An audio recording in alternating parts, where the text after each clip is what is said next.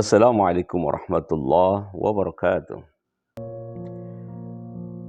Innal hamdalillah na'maduhu wa nasta'inuhu wa nastaghfiruh wa na'udzu billahi min sururi wa anfusina wa min sayyiati a'malina may yahdihillahu fala mudilla lahu wa may yudlilhu fala hadiya lahu.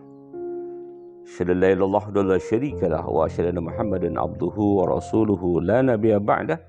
Allahumma shalli ala sayyidina Muhammad wa ala alihi washabbihi wasallam. Para pemirsa dan pencinta Pendidik Kolbu Channel yang dirahmati Allah. Sesungguhnya ada orang yang akan merugi ketika Ramadan tiba, atau orang akan merasakan satu kerugian besar di bulan Ramadan saat orang lain, umat Islam yang lainnya yang memperoleh berbagai kemuliaan, yang memperoleh pahala berlipat ganda dari Allah Subhanahu wa taala karena memaksimalkan aktivitas ibadahnya dan amaliyahnya ketika bulan Ramadan berada di tengah-tengah mereka. Siapa kategori orang yang merugi di bulan Ramadan? Ini yang ingin Al-Fakir sampaikan, dan tentunya akan menjadi bahan renungan bagi kita, bahan muhasabah, bahan introspeksi diri, dan harapan jangan sampai diri kita termasuk orang yang merugi di bulan Ramadan ini. Para pemirsa dan pencinta Pendidik Kolbu Channel rahimakumullah. Di antara orang-orang yang merugi di bulan Ramadan adalah, yang pertama adalah orang yang melaksanakan saum Ramadan tetapi tidak ada pahala yang diperoleh selain hanya lapar dan dahaga saja. Sebagaimana Rasulullah SAW sabdakan dalam satu hadis riwayat Imam Tabrani, dan kita sudah mahfum dengan hadis ini, yang artinya adalah betapa banyak orang yang berpuasa namun ia tidak mendapatkan dari puasanya, dari pahala saumnya, kecuali rasa lapar dan dahaga saja. Mengapa bisa demikian? Boleh jadi dia puasa, dia saum menahan lapar dan dahaga, tetapi lisan tidak terjaga, nantiasa mencaci maki, ghibah. Kemudian aktivitas tilawah tidak dia lakukan, sementara aktivitas asik dengan media sosial menjadi keseharian. Mata tidak terjaga dari pandangan hal-hal negatif, dari memandang hal-hal yang negatif, dan aktivitas lainnya hanya diisi dengan aktivitas duniawi dan tidak ada aktivitas yang bernilai ibadah, yang mendatangkan nilai pahala, dan tidak ada aktivitas yang mengandung amal kebaikan di dalamnya. Dia hanya sebatas menahan lapar dan dahaga. Aktivitas tidur lebih banyak dia lakukan. Boleh jadi sholat juga sering diabaikan. Nah, inilah kategori orang yang hanya mendapatkan rasa lapar dan haus atau dahaga, tapi tidak dapat pahala di dalamnya. Sungguh disayangkan. Ini kategori orang yang merugi yang pertama. Lalu siapa kategori orang yang kedua yang dia akan mengalami kerugian besar ketika bulan Ramadan? Yang kedua ini adalah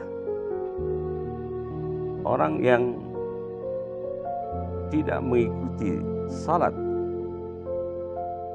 atau dia tidak mengerjakan salat tarawih, atau ketika dia ikut salat tarawih tapi dia tidak memaksimalkan ibadah salatnya, dia tidak mengikuti salat tarawih sampai akhir. Nah, ini juga hal yang sia-sia.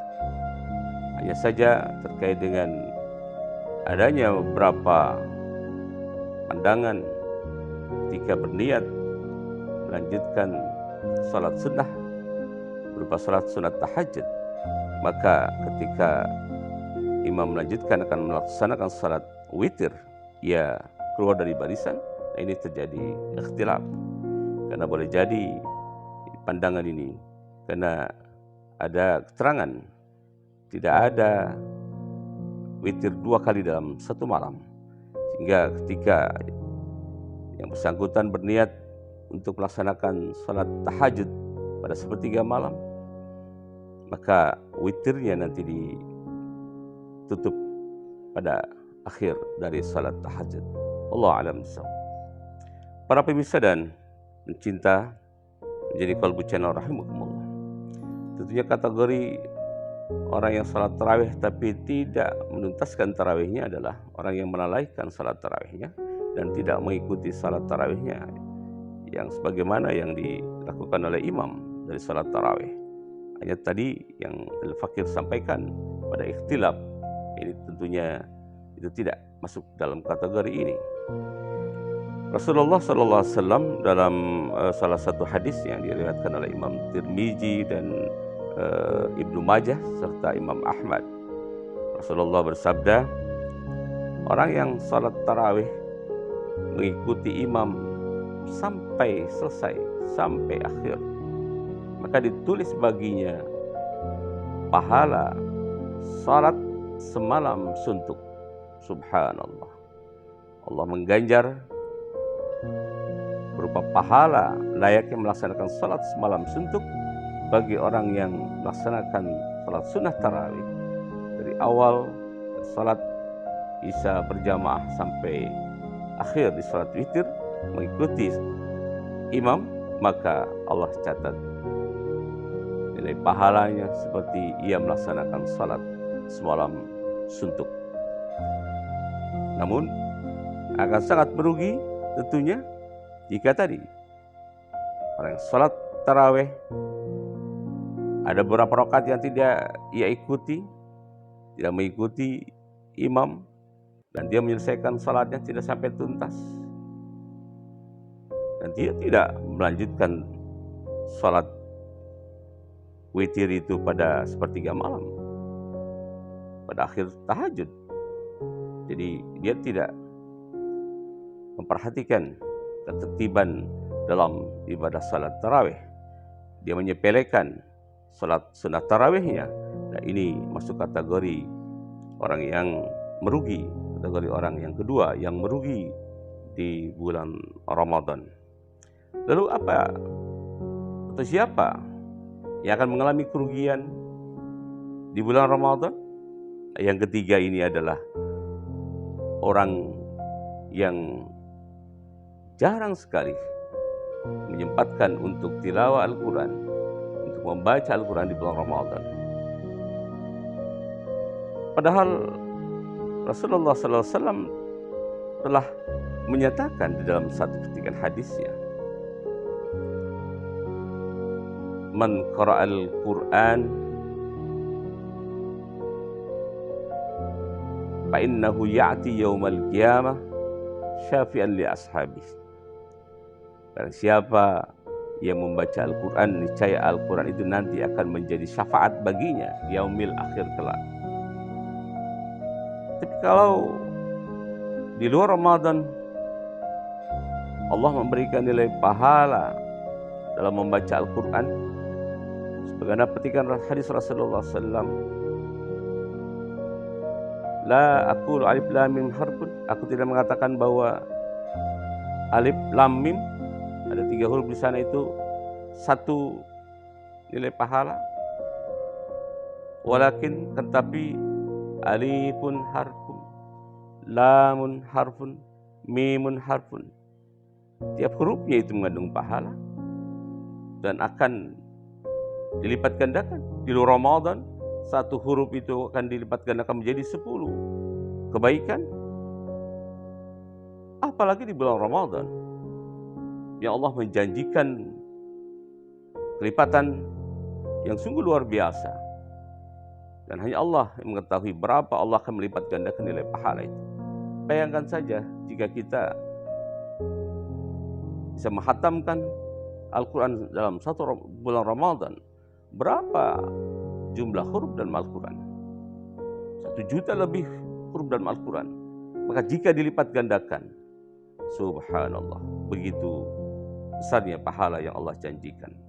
Maka akan sangat merugi jika seorang lalai dalam aktivitas kesehariannya di bulan Ramadan dari tilawah Al-Quran, dari membaca Al-Quran. Maka sempatkanlah untuk membaca Al-Quran atau tilawah Al-Quran. Jangan menggunakan prinsip baru membaca Al-Quran kalau ada kesempatan. Jangan berprinsip kalau ada waktu luang baru membaca Al-Quran, tapi luangkan waktu untuk membaca Al-Quran. Para pemirsa dan pencinta penyidik Kolbu Channel, rahimakumullah. Lalu yang terakhir, siapa kategori orang yang merugi di bulan Ramadan? Yaitu orang yang tidak menjaga salatnya. Kita tahu bahwa salat adalah tiang agama. Jadi, salat merupakan satu amalan yang terpenting bagi kita umat Islam. Apalagi di bulan Ramadan, nilai pahala salat kita Allah lipat gandakan. Dan Rasulullah SAW terkait dengan salat ini telah bersabda dalam satu hadis riwayat Imam Tirmizi. Rasulullah bersabda, sesungguhnya yang pertama kali dihisab dari segenap amalan seorang hamba di hari kiamat kelak adalah salatnya. Bila salatnya baik, maka beruntunglah ia. Dan sebaliknya, bila mana salatnya rusak, kualitas salatnya jelek, buruk, sungguh kerugian yang melimpahnya. Oleh karena itu, ini harus menjadi bahan renungan bagi kita. Ketika kita laksanakan salat fardu selama Ramadan, tapi perhatikan kualitas salat kita. Jangan sampai kita melaksanakan salat tapi sia-sia, tidak ada nilai pahala di dalamnya. Karena salat tidak ada kehusuan. Gerakan salat tidak diiringi dengan hati, dengan qalbu taqarrub ilallah. Salat hanya ibarat sebuah gerakan tanpa makna.